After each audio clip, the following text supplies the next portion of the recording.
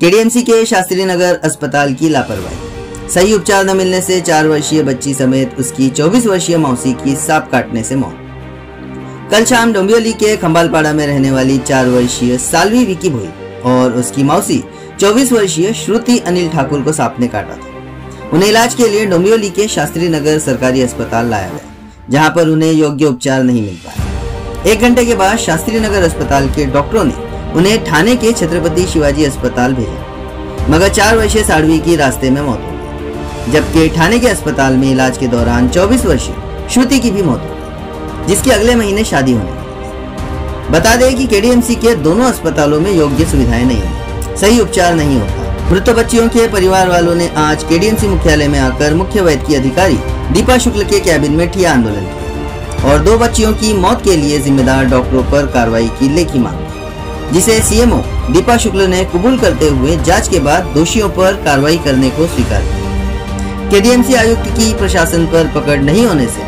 ऐसे वाकये रोज हो रहे हैं। आज आरोग्य व्यवस्था जिवंत आहे का? कल्याण डोंबिवली महानगरपालिका नसून कल्याण डोंबिवली मृत नगरपालिका झालेली आहे आणि त्यामुळे या नागरिकांच्या आरोग्याची इथे खेळ सुरू आहे।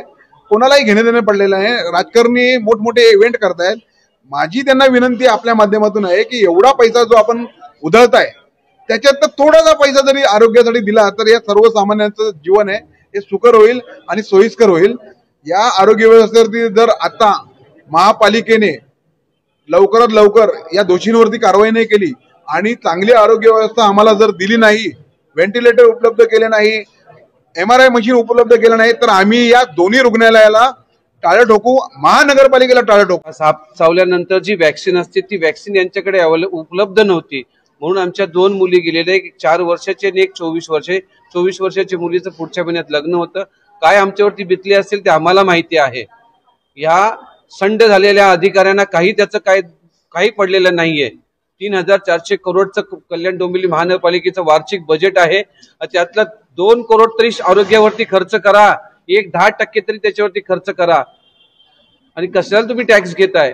आणि जर या अधिकाऱ्यांवरती कारवाई झाली नाही तर आम्ही उग्र आंदोलन करू। आपल्याकडे 5:30 वाजता शास्त्रीनगर रुग्णालय येथे 2 रुग्ण सर्पदंश उपचारासाठी आणण्यात आले होते। त्यातले एकीचं वय 4 वर्ष होतं आणि एकीचं वय 24 होतं। दोघांचे नातेवाईक घेऊन आले आणि त्यांना सर्पदंशाचं माहिती दिली।